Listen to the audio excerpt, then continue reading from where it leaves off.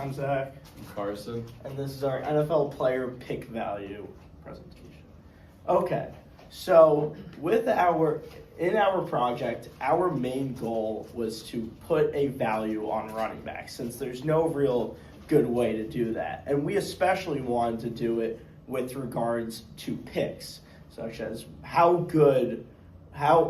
what's the value of a running back with regard to how many picks they're worth, or like when you can get a running back in the draft.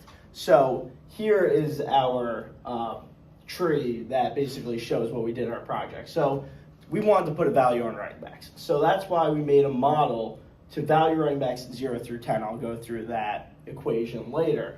And in that model, we used different factors such as their total yards for the past couple of years, their expected years left in their career, and also their value 0 through 10, which is the Y train, which we'll go over later. And to get the years expected left in career, because that's not a ready statistic that you can have, we made another model which took in a bunch of these factors such as age, their injury years, and their total yards per carry, and then got that value of how many years a player is supposed to have left in their career, so then we can get their value out of 10. Yeah, so for that years expected, we kind of thought of it as like, at first we had the model without that, and we saw like older guys like ranked way higher than younger guys, and we knew right away like this isn't what this should look like, because age is super significant, even more for running backs than other positions. So it kind of turned into a whole thing that we didn't even expect to be doing, but these are some of the results that expected retirement age value ended up giving us. So you can see the running back efficiency versus age graph on the left here, and at first it's kind of what you would expect, with the peak being basically right when the guys get in the league. Maybe they need like a year to adjust, but that's about it. And then you see this dip to when they're 26 to 28. But and at first we saw it go back up at 29 to 31 and thought like these guys must be having like second primes, but that was explained by the graph on the right. You can see a lot of guys retire around them, and we realized that the remaining guys are the running backs that are like the elite talents. Like you're gonna get like your Derrick Henrys and Christian McCaffreys bring the number actually back up as they hit those later ages, simply because it's elite. And then even though that's the case, no matter who you are, you're basically done by the time you're 32 or 34, which explains the lack of third contracts that the running backs get and the lack of willingness to pay these guys. Okay, so I'm going to go back to the assigned value. So in order to make a model to predict the value of players, we need to first come up with a value system for them.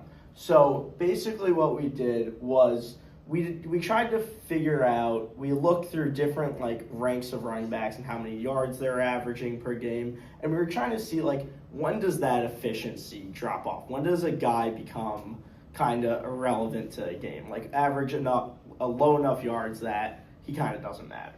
So we kind of thought about it and decided that there's obviously 32 starting running backs in the league, and then we thought that at least half of these teams have another guy that can do something that actually affects the game.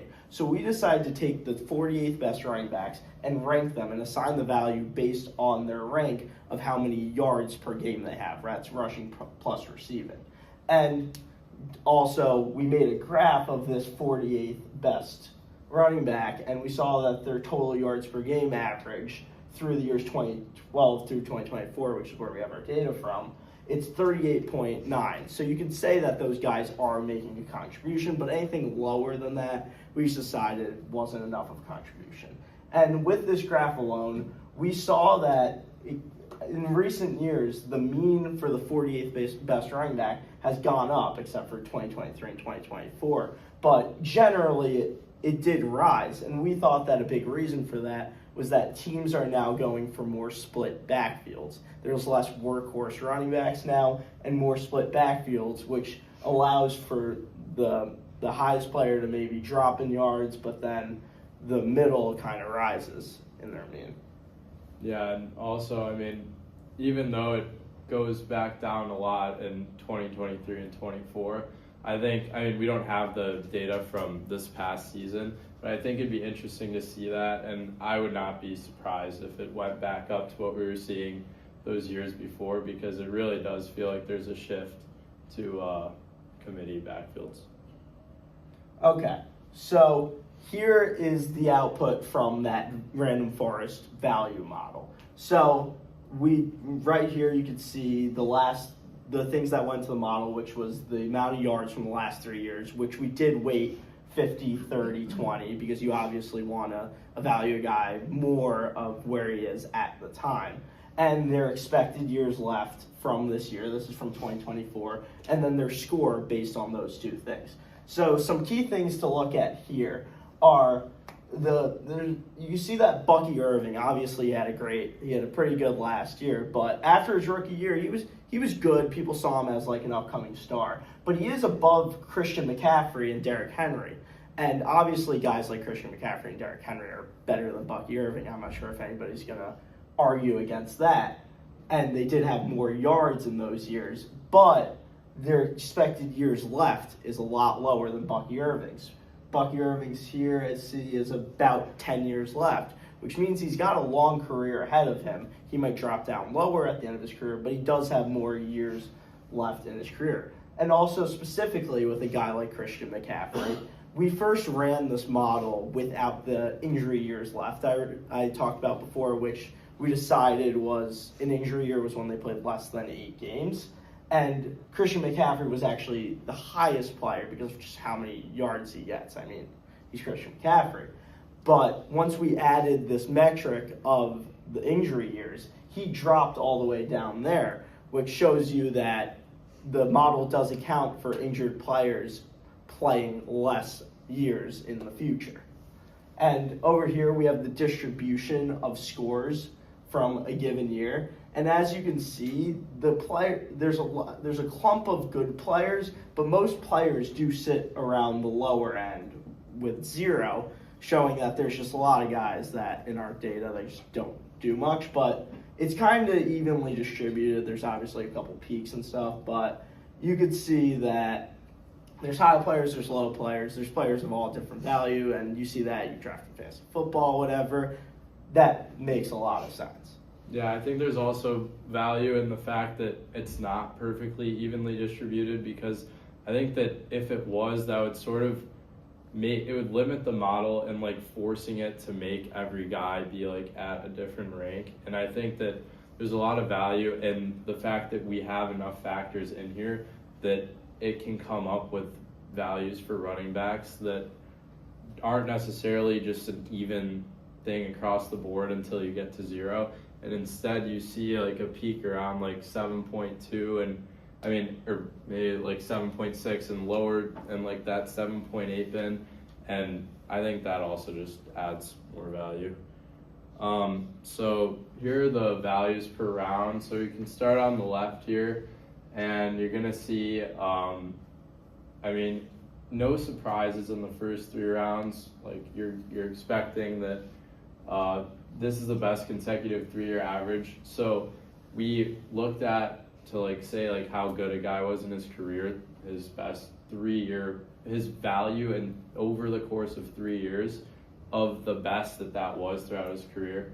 And it resulted in this. So in the first round, as expected, we got much higher, around 6.2 as the median, and it dropped off as it went down. But what was really interesting here is once you hit that 3rd round, maybe the 4th, it doesn't seem to be as predictable. And we sort of decided that we were going to come to the conclusion that once you get to that 3rd round, these coaches and these scouts should be taking guys that they're confident in and that they like, because you can see that the 3rd round and the 7th round are really not much different. And it just speaks a lot to like, if you're not an elite running back prospect, there's not that much value in picking those guys and wasting a pick on them that you could be using on other guys in the 3rd through 6th or even the 7th. I mean, I'm sure a lot of great players go undrafted, and that would look similar to that 7th round too.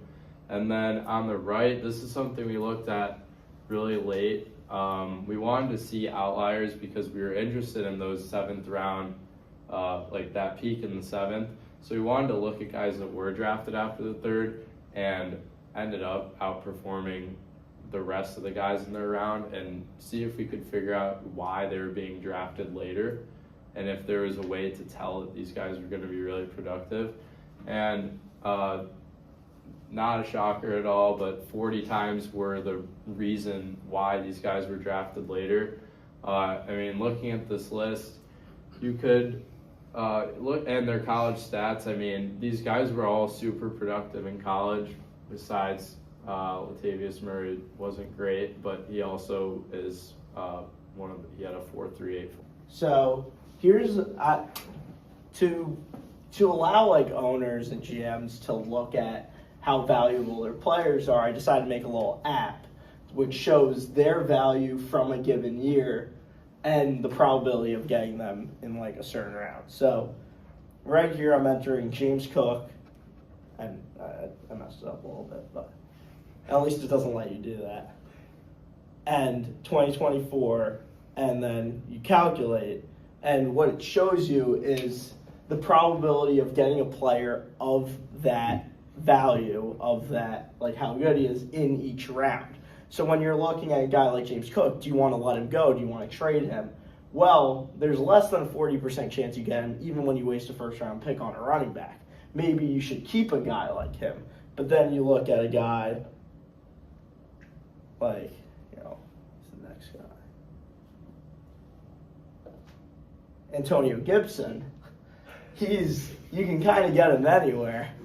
So, yeah, I mean, letting go of him's like not the worst thing in the world. And then another guy, one that's a big outlier, is a guy like Saquon Barkley, where, as you can see, it's basically impossible to get a player like 2024 Saquon Barkley, which is why you should hold on to him, and probably the Giants should have traded him. But, yeah. So, yeah, I mean, we were debating taking this further, but it was really hard to get, like, what each of these guys should be traded for, because a lot goes into that. But you can at least start to see it from what we have. Like, Saquon's basically untouchable, and I mean, Antonio Gibson is not really worth any pick. But you can put it in here and see like what players are generally worth, although we don't have a formula for that yet.